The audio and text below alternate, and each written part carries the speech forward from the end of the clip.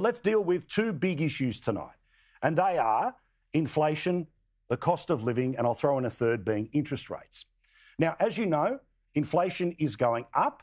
It's going up for a whole bunch of reasons that I'll get to in a moment or two's time.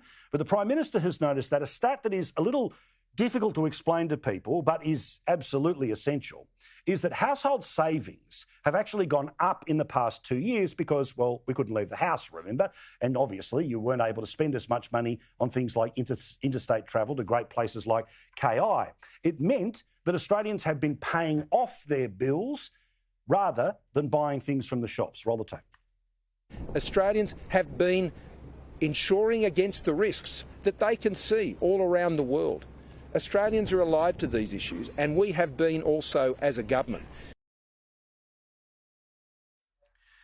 But the reality of cost of living is that as frustrating as it is for all of us that have to find a way to pay for things, and certainly people who do it a lot tougher than my good self or anyone else who talks professionally on television, cost of living is a real issue.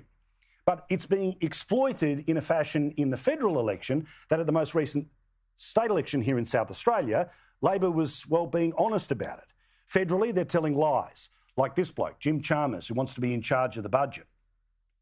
We've said that there's a role for cost of living relief in the near term as Australians are getting absolutely smashed by skyrocketing cost of living and falling real wages.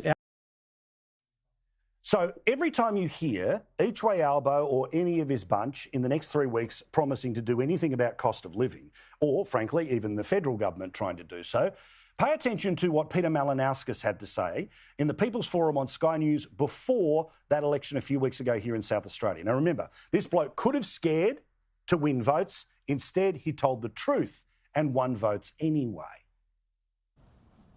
I think Australians are sick of hearing politicians promise that they're going to reduce the prices of groceries, they're going to reduce the prices of petrol. Never happens. The Premier doesn't control the petrol price. If I become Premier, I'm not going to control the petrol price. He told the truth, but it's a truth that, of course, Albo and his mates have no interest in telling you between now and the election.